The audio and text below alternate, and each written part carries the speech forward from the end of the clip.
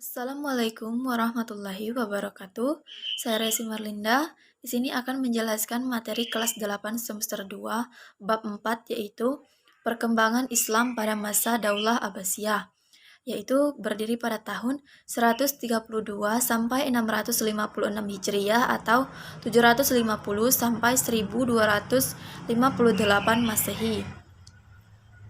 Daulah Abbasiyah adalah daulah Islamiyah yang didirikan oleh keturunan Abbas bin Abdul Muthalib. Namun, dalam sejarah Islam, yang paling diorientasikan sebagai pendiri Daulah Abbasiyah adalah Abu Abbas As-Saffah. Abu Abbas As-Saffah adalah putra dari Muhammad bin Ali bin Abdullah bin Abbas bin Abdul Muthalib. Jadi jelas sekali dari rantaian keturunan tadi bahwa Abu Abbas As-Saffah satu keturunan dengan Rasulullah Shallallahu Alaihi Wasallam yang nasabnya bertemu di Abdul Muthalib. Pada mulanya, pusat peradaban dan pemerintahan Daulah Abbasiyah adalah Baghdad, yang pada akhirnya dipindahkan ke Mesir. Daulah Abbasiyah adalah salah satu daulah Islamiyah yang paling lama berjaya, hampir 5 abad. Daulah Abbasiyah mengalami puncak keemasan pada masa Khalifah Harun ar-Rasyid. Khalifah-khalifah Daulah Abbasiyah yang pertama itu dari Bani Abbas. Yang mana di sini Harun ar-Rasyid tadi termasuk dari Bani Abbas yang berjumlah 19 orang yang pernah memerintah dari Bani Abbas. Yang kedua Bani Buai. Terdapat 7 orang yang pernah memerintah, dan yang ketiga yaitu dari Bani Salju, terdapat 11 orang yang pernah memerintah. Yang selanjutnya yaitu kemajuan dan perkembangan pada masa Daulah Abbasiyah. Daulah Abbasiyah adalah sebuah daulah besar yang sangat berkembang dan maju. Kota Baghdad saja yang asalnya kosong dan di antaranya masih belantara pada masa Khalifah Abu Ja'far al-Mansur diubah menjadi kota-kota yang dipenuhi gedung-gedung mencakar langit. Baghdad menjadi sebuah kota yang penuh dengan unsur peradaban Islam.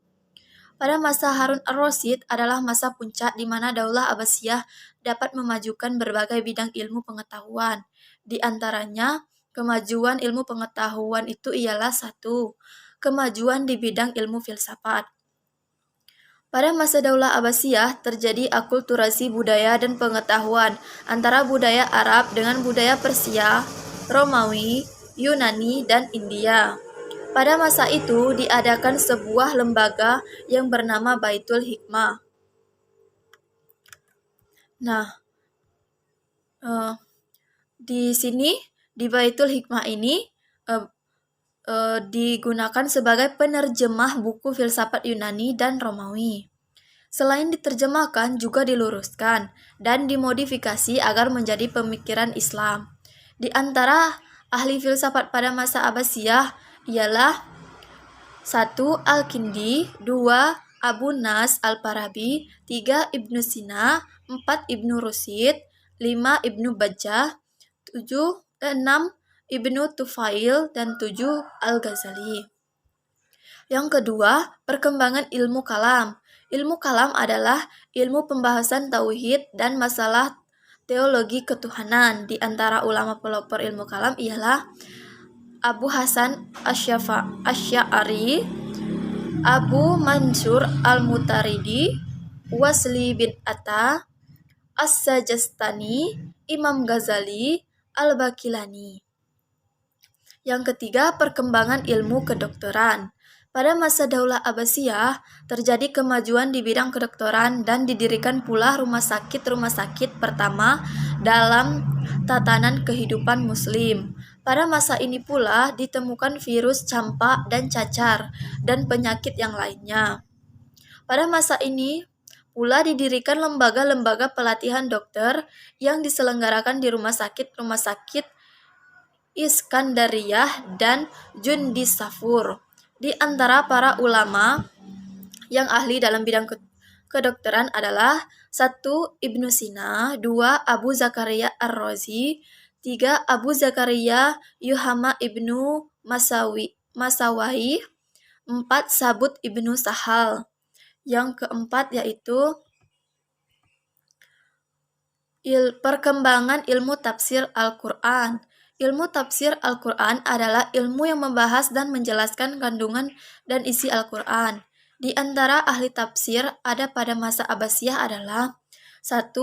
Ibnu Jarir At-Tabari, pengarang kitab tafsir Jami'ul Bayan. 2. Abu Zakaria Ar-Razi, pengarang kitab tafsir Al-Kabir. 3. Ibnu Zamasyari, pengarang kitab tafsir Al-Kasyaf. Yang kelima, perkembangan ilmu hadis. Ilmu hadis setelah dimodifikasi pada masa Khalifah Umar bin Abdul Aziz, kemudian pada masa Daulah Abbasiyah muncul beberapa ahli hadis yang menyusun buku hadis dengan sistematika yang beraneka ragam. Di antara ulama ahli hadis yang terkenal adalah ulama hadis pengarang Kutubus Sittah atau 6 buku hadis, yaitu 1. Imam Bukhari, pengarang kitab Sahih Bukhari. 2. Imam Muslim, pengarang kitab Sahih Muslim. 3. Imam Abu Daud, pengarang kitab Sunan Abu Daud. 4. Imam Turmuzi, pengarang kitab Sunan Turmuzi. 5. Imam Nasai, pengarang kitab Sunan Nasai. 6. Imam Ibnu Majah, pengarang kitab Sunan Ibnu Majah. Yang keenam yaitu perkembangan ilmu ilmiah.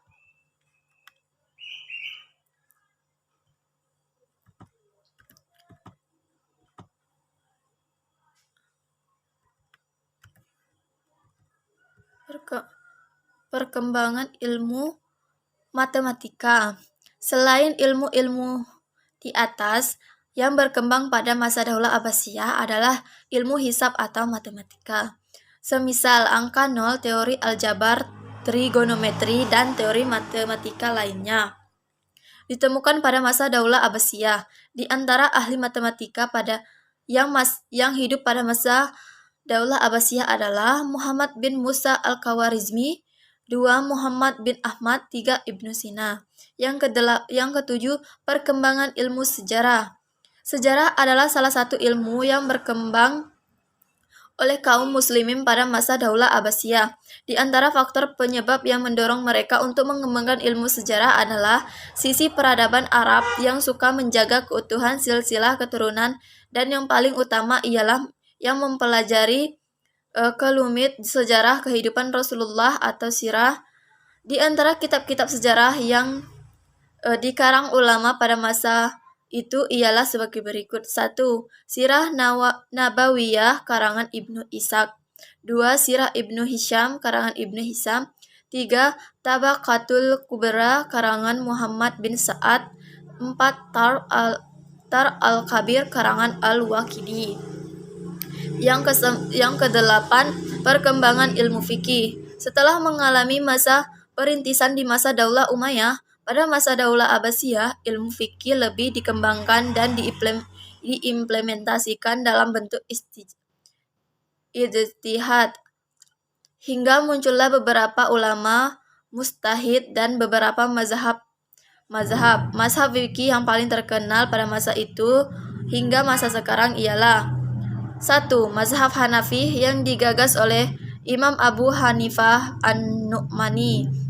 2. Mazhab Maliki yang digagas oleh Imam Malik bin Anas Al-Mudni. 4. Mazhab Syafi'i yang digagas oleh Imam Muhammad bin Idris As-Syafi'i Al-Qusri. 4. Mazhab Hambali yang digagas oleh Imam Ahmad bin Hanbali Asy-Syabani. 7. Yang selanjutnya yaitu kemunduran dan kehancuran Daulah Abbasiyah.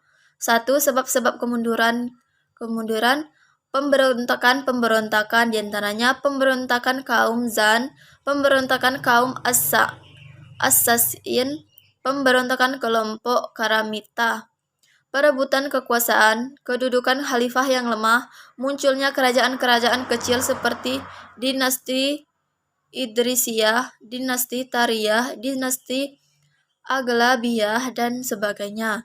Sebab yang paling utama kehancuran Daulah Abbasiyah adalah serangan tentara Mongol Tartar pada tahun 1258 yang dipimpin oleh Hulagukan.